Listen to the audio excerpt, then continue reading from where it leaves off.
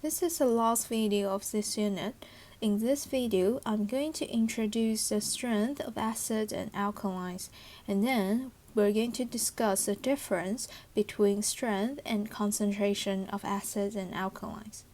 So first, let's learn the new concept strength of acid and alkalines. Here we got two examples in the table. On the left hand side we have 0.1 molar of hydrochloric acid. On the right hand side we got 0.1 molar of ethanoic acid. So both of them are acid and both of them have 0.1 molar as a molarity.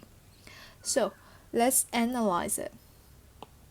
For hydrochloric acid, we know each HCl molecule can produce one hydrogen ion in maximum. Okay, so in principle, if we want to calculate the pH should equal to minus log of the concentration of hydrogen ion.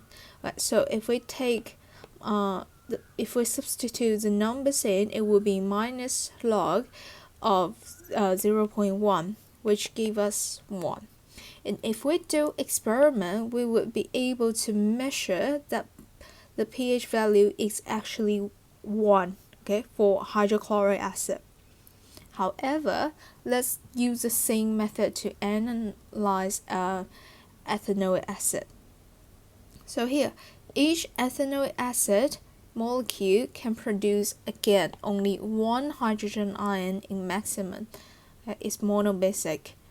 Okay, so in principle, if we use the same formula to calculate the pH, we should expect the pH to give 1 as well. However, if we do an experiment, we will find out that the pH value is actually 2.87. Okay, there is a significant difference between these two pH values. For hydrochloric acid, it's 1, and for ethanoic acid, it's 2.83. Okay, and we know if pH increased by 1, actually the concentration of hydrogen ion actually decreased by 10 times. So there is a significant difference in the hydrogen ion concentration in these two solutions. Okay, so what causes this difference? Okay, so this is because of the difference in strengths. Let's move on to the next page first. Okay, before that, okay, let's revise the two terms that we have learned in Unit 14. In Unit 14, we've learned ionization. So ionization refers to a process that an atom or a molecule requires charge and form ions. So here is an example. So water would ionize to give hydrogen ion and hydroxide ion. So the water molecule, would gain charges and become ions in solution. Okay, and actually, this should be a reversible sign, so it should go this way, and it should go backwards as well to reform hydrogen molecule. Because we only discuss the name here, so we just use one-way arrow to show that the water molecule get charged to form ions. That's a process of ionization. Okay, on the other side we got dissociation. Dissociation means a process in which compounds separate into smaller particles. So the example that we have come across is the sodium chloride. So sodium chloride is an ionic compound. So when dissolved in water, it will form sodium ion and chloride ion. So this process is referred as dissociation. Okay, so how does this relate to the process that we form those two acidic solutions? Okay, so on the next page, we have some diagram to help you understand it. So first, again, we've learned in order to make hydrochloric acid, we pump hydrogen chloride gas into water to form the hydrochloric acid solution. Okay, so when we put hydrogen chloride into the solution to form the hydrogen chloride acid, it will actually almost completely almost completely ionize to form chloride ion and hydrogen ion. So that's how we call a strong acid. Okay, we say it completely ionizes.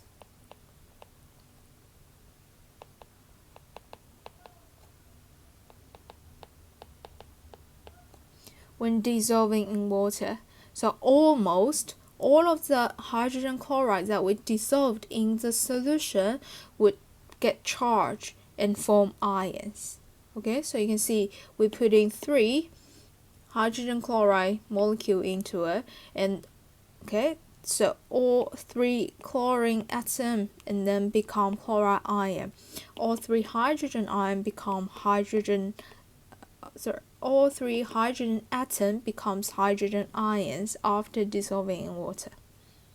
Okay, and to represent this process, we can write HCl aqueous solution turn into hydrogen ion in aqueous state plus chloride ion in aqueous state.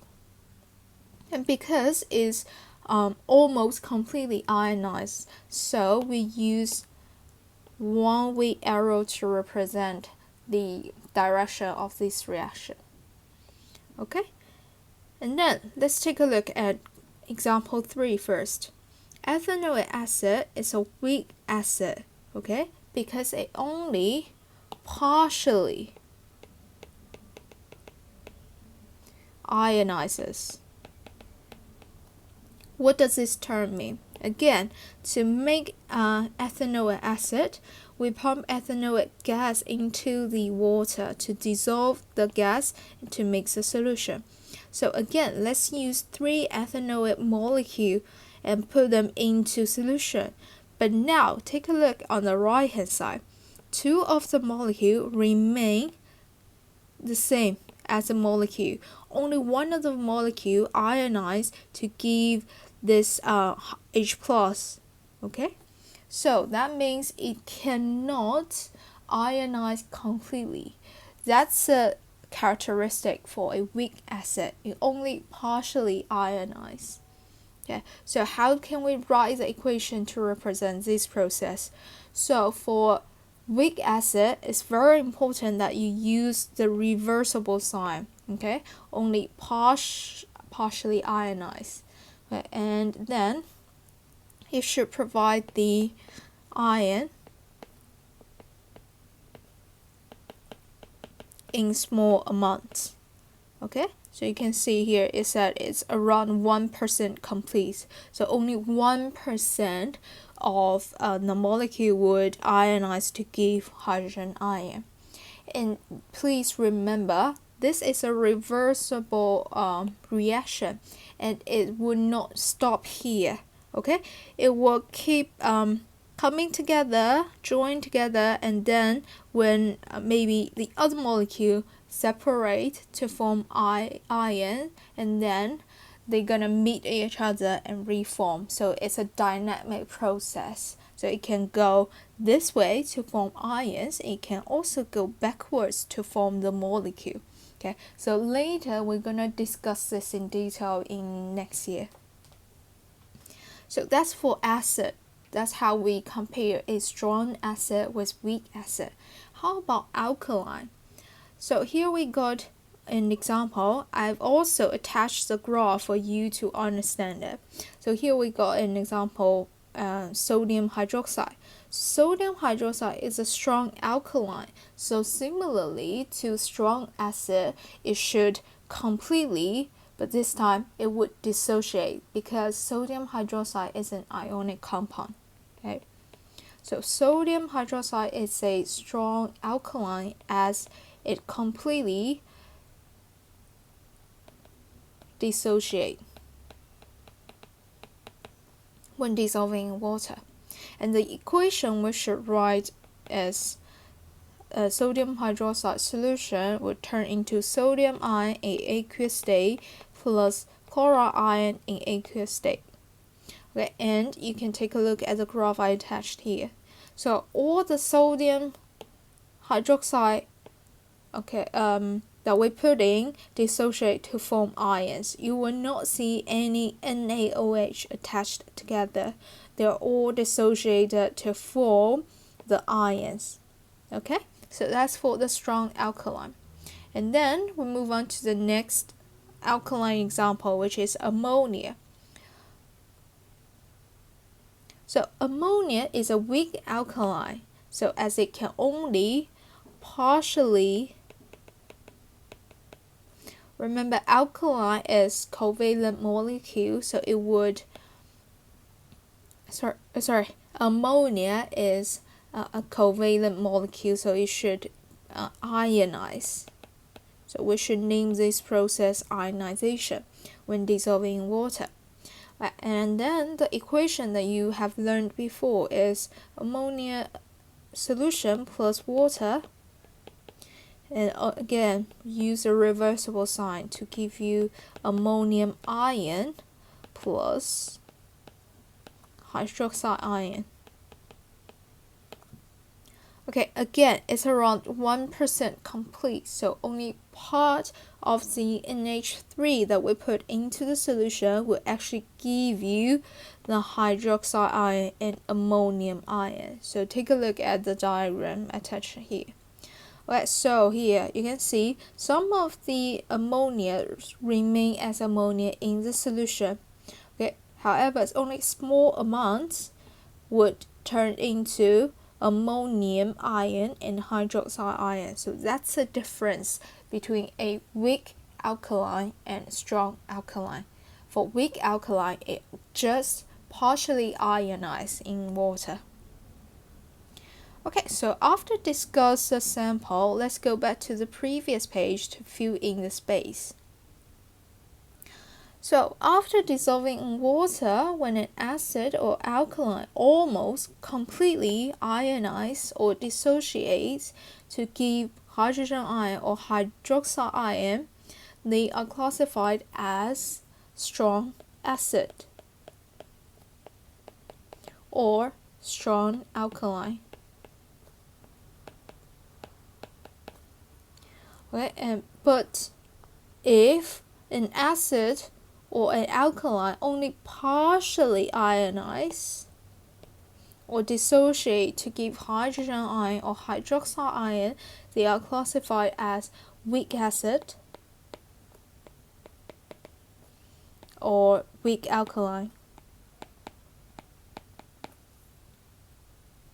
Okay, so remember the symbol that you use to represent it. For strong acid, it should be in one direction arrow pointing towards a product, but for the weak acid, it should be a reversible sign. And here I would attach the animation, so please go to the link I provided on the Google Classroom and watch the animation. It will help you to understand these two processes. Okay, so let's try. Okay, so there are some common examples that you need to remember. So strong acid, it includes hydrochloric acid, sulfuric acid, and nitric acid. In the weak acid, you need to remember two examples, the ethanoic acid and carbonic acid. And for the strong alkaline, you get so sodium hydroxide, potassium hydroxide, they are strong alkaline. And for weak alkaline, you just need to remember one example, which is the ammonia solution. Okay?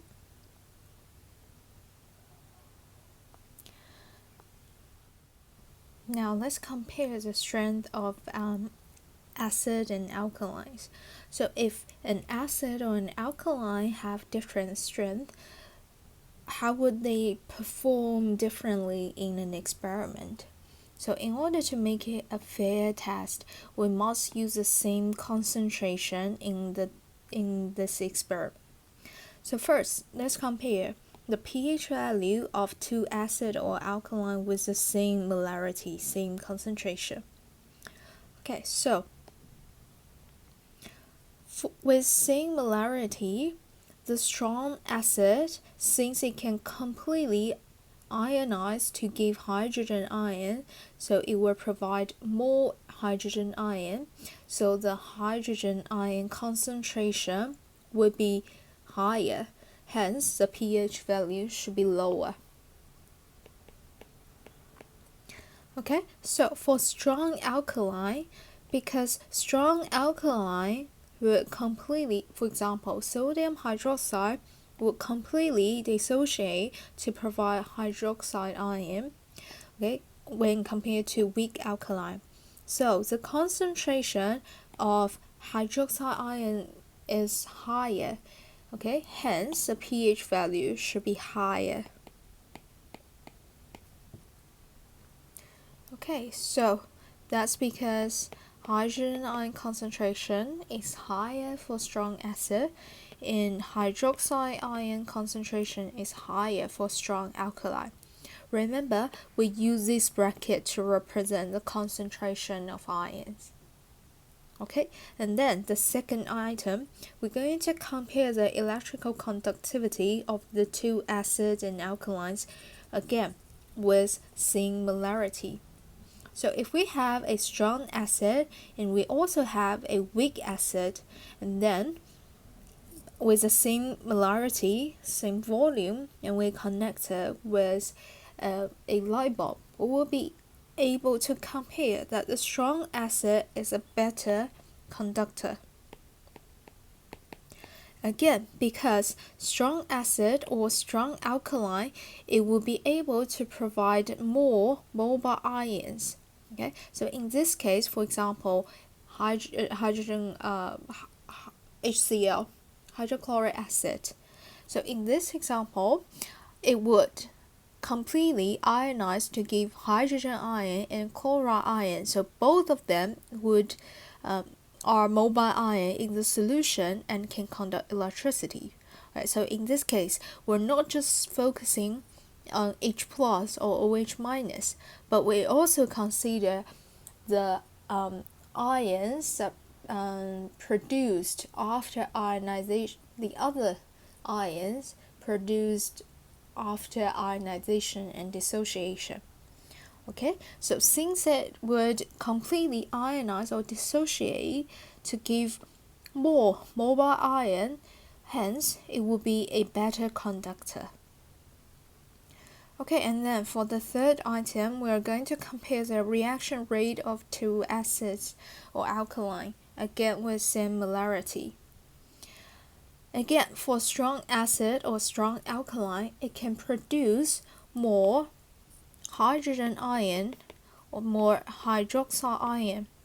Okay, so if there are more hydrogen ion or more hydroxide ion in the solution, it will have a higher chance of meeting the other reactant, hence give a reaction. Okay, so for strong acid or alkaline, it will actually has higher reaction rate due to the reason mentioned above. Okay, so now think about it.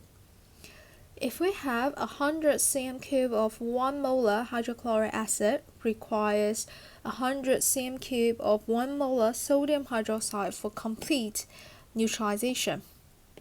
Okay, does 100 cm cube of 1 molar ethanoic acid requires more or less or the same amount of 1 molar sodium hydroxide solution for complete neutralization?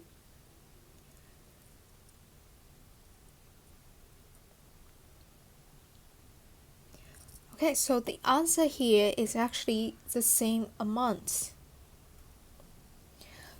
That's because the ethanoic acid, okay, although it would only partially ionize to give H+, but in total it contains the same amount of H+ as the same as the 100 cm cube of 1 molar hydrochloric acid. So in order to neutralize all those H+, we would need the same amount of hydroxide ion in the solution. Okay, so hence we need the same amount of 1 molar sodium hydroxide solution for complete neutralization. Now let's move on to the checkpoint question. Again, please pause the video here and complete the questions, and then listen for the explanation.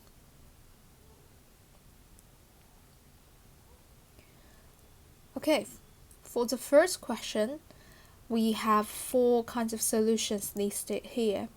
Which of the following represents the 4 solutions arranged in ascending order of pH?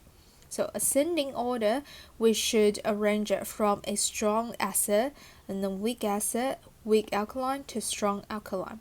So first, let's find out, do we have any strong acid here? So both nitric acid and sulfuric acid, they are strong acid. So the next part, we're going to compare the concentration of hydrogen ion it produces, because both of them would completely ionize. So let's consider. So for nitric acid, we got 0.1 molar, and we know nitric acid is monobasic, so it will actually give out the hydrogen ion concentration will actually be 0.01 molar. Okay, but for sulfuric acid, because it's dibasic, so the concentration of hydrogen ion should be 0.01 multiplied by 2. So it will be 0.02 molar. Okay, remember, times 2 because it's dibasic. So here, if we compare these two acids, because sulfuric acid would produce more hydrogen ion, hence the pH value would be lower for sulfuric acid. So we should start from X and then followed by W. So we should choose from C and D. And then next, let's compare Y and Z. For Y and Z, we have potassium hydroxide, but we got different concentration. For Y, we have 0.01 molar of potassium hydroxide. So it would give us the concentration of hydroxide ion as 0.01 molar. And for Z, we have 0.1 molar of potassium hydroxide. So the hydroxide ion concentration would be 0.1 molar. So you can see for Z, the concentration is 10 times higher than the concentration in Y. Okay, so the pH value for Z solution Z would be higher than solution Y. Okay, because it contains more hydroxide ion, hence it will be more alkaline, so it will have a higher pH value. So the correct answer should be C. Okay, then question 2. Which of the following methods can be used to distinguish between 0.1 molar hydrochloric acid and 0.1 molar ethanol acid? So first one, add magnesium of the same length to each solution and compare the rate of evolution of gas bubbles.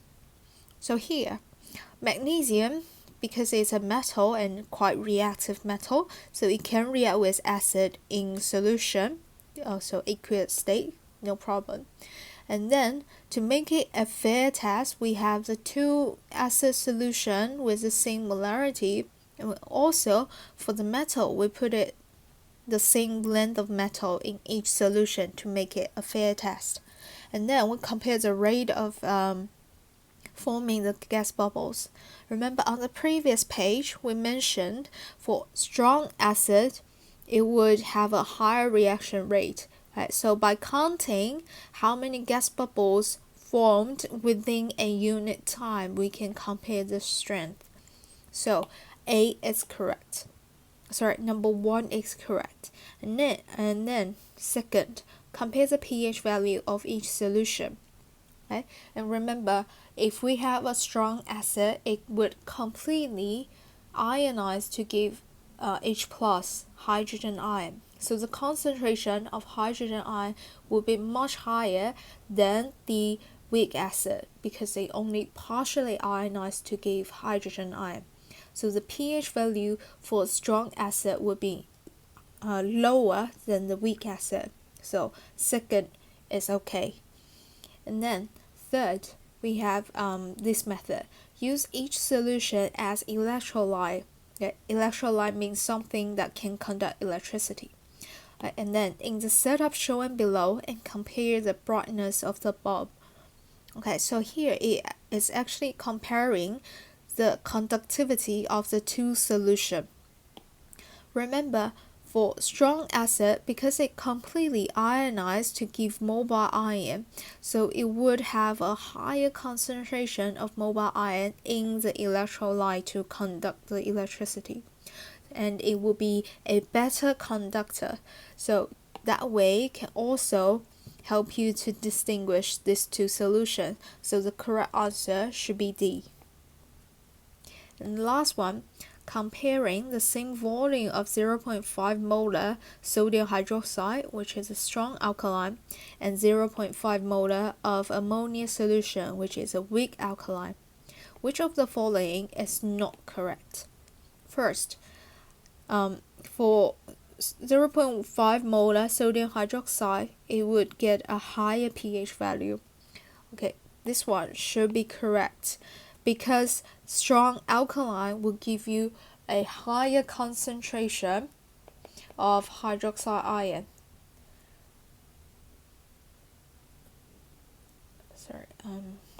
I should write it like this.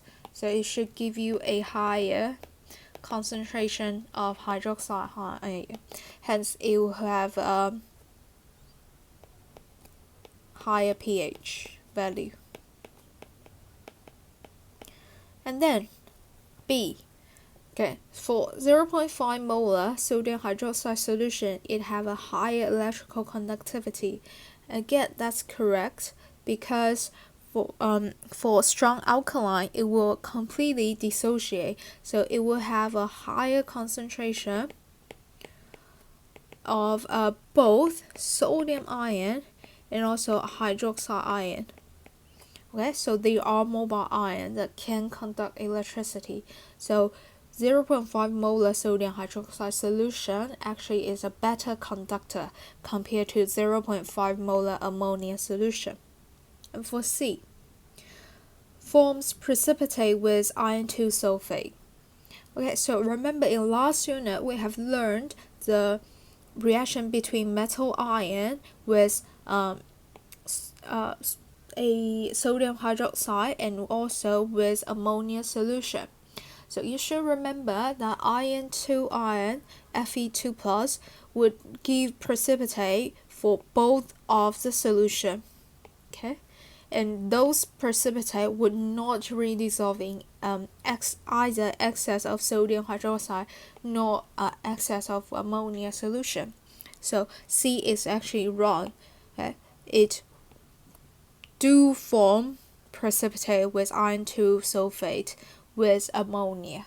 Okay, so the correct answer should be C. In the last part of this lesson, we're going to compare the two terms, strength and concentration. You must remember they are completely two different concepts. Don't mix it up. Okay, we're using different criteria to define strength and concentration. So for strength, we're talking about the extent of the acid or alkaline to dissociate or ionize in water. Hence, it would determine by the concentration of H plus hydrogen ion and hydroxide ion in the solution. And the adjectives that we use to describe the strength are usually strong or weak. But for concentration, we have learned the way to calculate concentration. It means the amount of the acid in a unit volume of water. It's determined by the concentration of the solute, okay? Not just purely hydrogen ion or hydroxide ion. And for this concept, the adjective that we use to describe it is concentrated or dilute. Okay, so let's see some examples. Okay, a strong acid we have learned can be hydrochloric acid. That's an example. Okay, so for hydrochloric acid, we describe it as a strong acid because it can completely ionize to give hydrogen ion and chloride ion. However, the concentration, the molarity, take a look, it's 0.1 molar, so it's very dilute. So for this solution, we describe it as a dilute and a strong acid. And then the second example, we have 12 molar hydrochloric acid. Again, hydrochloric acid is strong acid. It stays the same, but 12 molar, that's pretty concentrated. So we describe it as a concentrated strong acid. Okay, so whether it's a strong acid or weak acid is determined by the nature of that substance.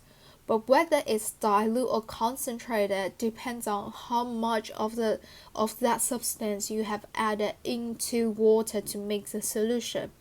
Okay, so there are two different concepts that you need to be very clear about. Again, for the next example, we have 0.1 molar ethanoic acid. So ethanoic acid, we have learned it's a weak acid. Okay, so whenever you see this, we describe it as a weak acid. And 0.1 molar, we describe it as a dilute solution. Okay, and for the next one, we got 12 molar ethanoic acid. Again, weak acid, but here we have 12 molar, so it's concentrated solution.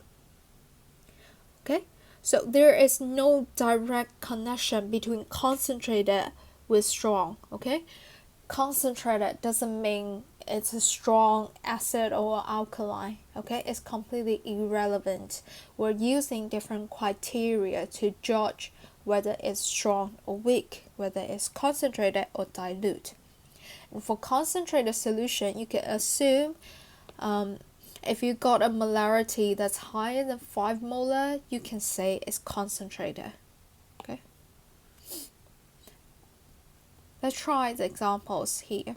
Again, pause the video, complete part A to D, and then listen for the explanation. Okay, here you have two solutions. On the left hand side, you have 1 molar sodium hydroxide. On the right hand side, you have 10 molar ammonia solution. So part A, classify the two alkaline as concentrated or dilute alkaline. So for the concentration, we just need to take a look at the molarity of the two solutions. So for 1 molar, we consider it as a dilute solution. And for 10 molar, we consider it as a concentrated solution. Right, and then the next one, classify the two alkalines as strong or weak alkaline. Okay, so here you need to remember the nature of the substance. For sodium hydroxide, it's a strong alkaline, so it would completely dissociate. For ammonia solution, it's a weak alkaline, so it can only partially ionize to provide hydroxide ion. That's for the first two parts. Then C, what is the difference between a strong alkaline and a weak alkaline? So here it's actually testing the definition of strength of alkaline. So strong alkaline will completely ionize or dissociate when dissolved in water.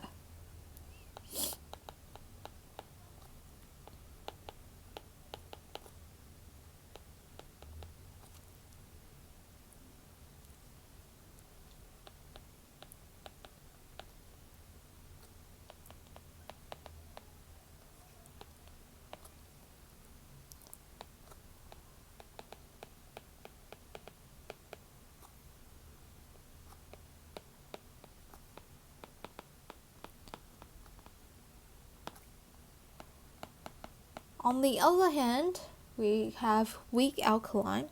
So weak alkaline can only partially ionize or dissociate.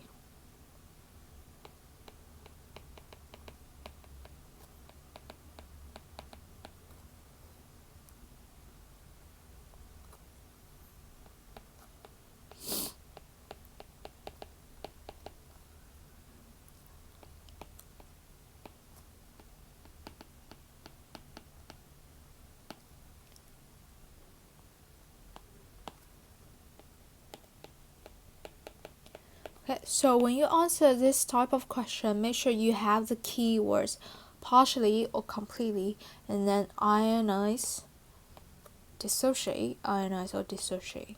Okay? Last one, describe how you would use the setup below to compare the strength of the two alkalines.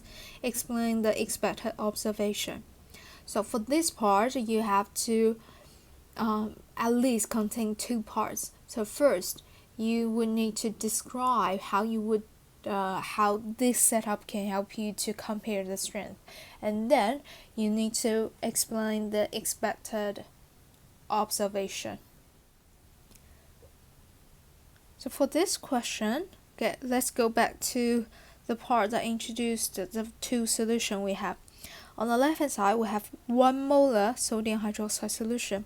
On the right hand side, we have 10 molar ammonia solution.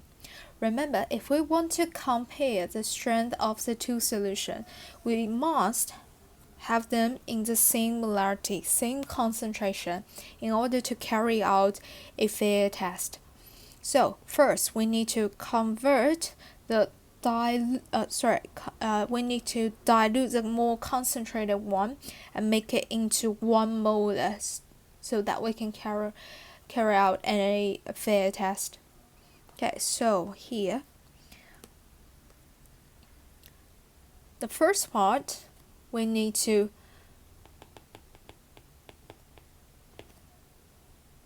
dilute the 10 molar ammonia solution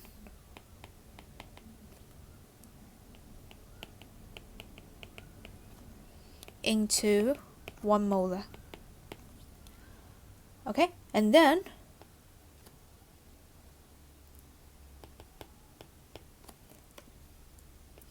we need to add the two 1 molar alkaline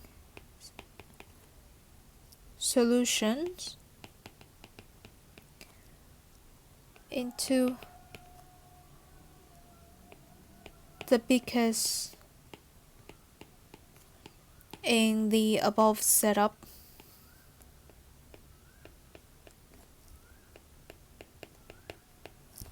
Respectively.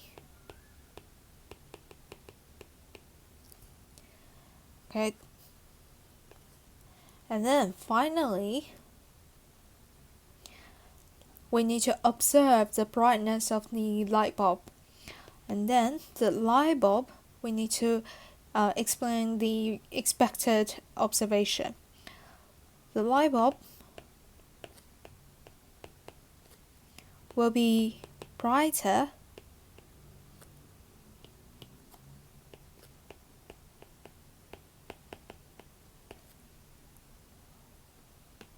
when strong as alkali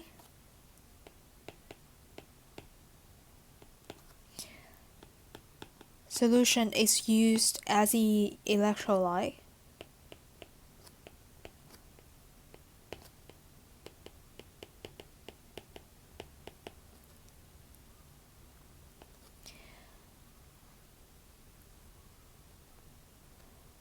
And it will be dimmer when weak alkaline solution is used.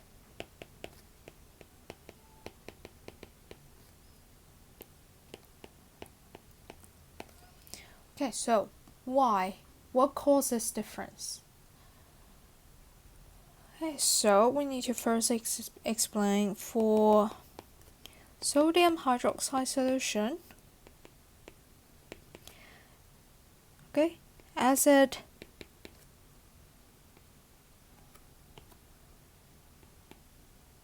as it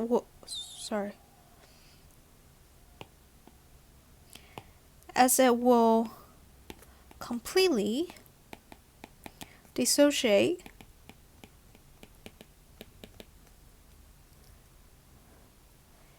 in water, so there are higher concentration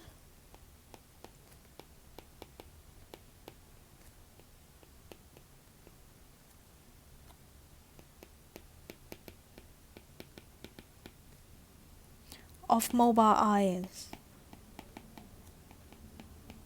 Okay, so here remember the mobile ion does not just include hydroxide ion, it also includes sodium ion.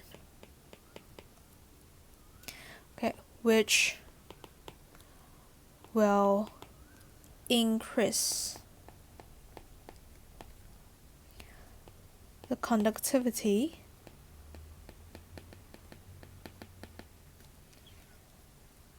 of the solution. And the light bulb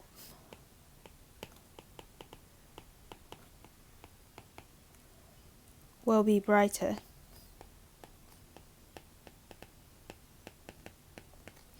Okay, so that's for strong alkaline. And for weak alkaline, for ammonia solution, as it will only partially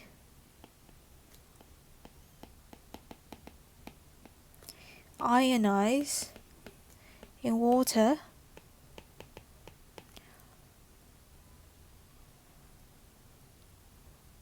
the concentration of mobile ion is lower. So here the mobile ion refer to ammonium ion and hydroxide ion.